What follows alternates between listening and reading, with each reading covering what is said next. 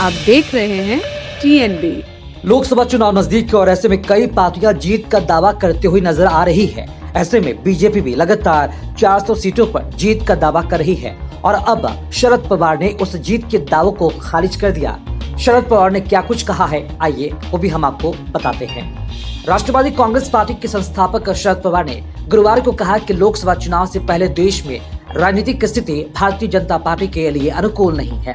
उन्होंने बीजेपी के 400 से अधिक सीट जीतने संबंधी दावे को खारिज करते हुए कहा कि वह कई राज्यों में सत्ता से बाहर है।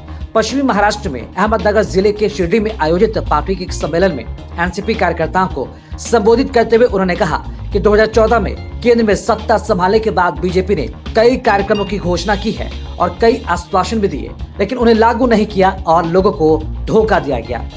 पूर्व केंद्रीय मंत्री शरद पवार ने यह भी कहा कि लोगों को अब इसका एहसास होने लगा है। पवार की पार्टी राष्ट्रीय स्तर पर गठित विपक्षी गठबंधन Indian national developmental inclusive alliance में शामिल है। उन्होंने कहा कि देश में स्थिति बीजेपी के लिए अनुकूल नहीं है।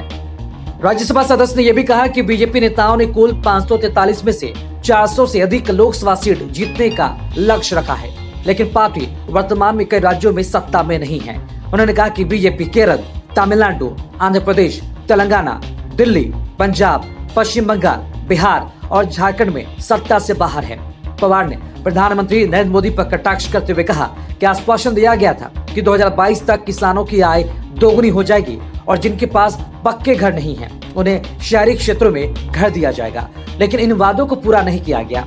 उन्होंने कहा कि मोदी ने आश्वासन दिया था कि 2024-25 तक भारत 5,000 अरब अमेरिकी डॉलर की अर्थव्यवस्था बन जाएगा, लेकिन यह उसका 50% भी नहीं है। उन्होंने कहा कि प्रधानमंत्री सिर्फ गारंटी देते हैं। शरद पवार ने यह भी कहा, लेकिन गारंटी पूरी नहीं की गई। ऐसा कई बार देखा गया। उन्होंने कहा कि बेरोजगारी के कारण युवा पीढ़ी परेशान है और उन्होंने 13 दिसंबर को संसद की सुरक्षा में हुई चोट की इस घटना का हवाला दिया, जिसमें कुछ लोगों का एक समूह शामिल था। उन्होंने कहा, जब हमारे सांसदों ने जानना चाहा कि उनकी सुरक्षा में चोट की घटना में शामिल लोगों की क्या मांग है और उन्होंने प्रधानमंत्री और गृह मंत्री से बयान देने के लिए दबाव डाला, तो विपक्षी सदस्यों को निलंबित कर दिया गया। अब देखना अहम होगा कि लोकसभा चुनाव जैसे जैसे नजदीक आता है, बयानों का दौर किस तरह से और भी तेज होता है और जिस तरह से एनडीए लगातार ये दावा करती नजर आ रही है कि 400 सीटों पर जीत होगी। देखना अहम होगा कि आने वाले लोकसभा चुनाव के मद्देनजर तैयारी कितनी किसकी होती है और क्या वाकई में बीजेपी 400 प्लस सीट ला पाएगी और इंडिया गठबंधन इसके सामने कहां खड़ा रहेगी, ये भी देखना दिलचस्प होगा। Bureau report, TNB news. खबरों में फिलहाल इतना ही। देश और दुनिया की ताज़ा अपडेट्स के लिए लॉगिन करें www.thenationalbulletin.in पर।